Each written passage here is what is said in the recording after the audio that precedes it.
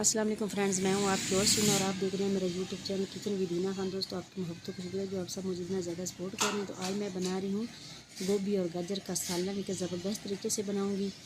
तो बनाना स्टार्ट करती हूँ। बिस्मिल्लाहिर्रहमानिर्रहीम। सबसे पहले मैंने आधा कप एलका ऐड कर रही हूँ कढ़ाई में, और 3 मीडियम साइज़ के चौके हुए प्याज मैंने डाल दिए हैं। प्याज़ों को अब ब्राउन करूँगी।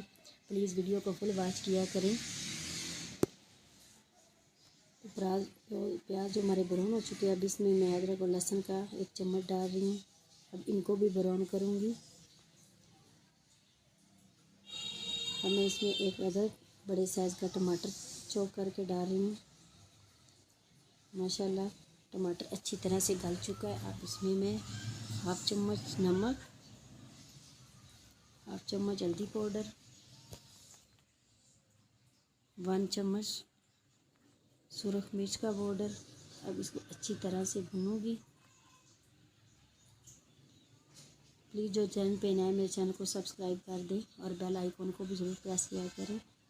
माशाल्लाह सब्ज़ी मैंने पहले काट के रखी हुई थी। 1 किलो मेरी सब्ज़ी, आधा किलो गाजरें और आधा किलो गोभी है। अब इसको हल्की आंच पे मैं पकाऊंगी।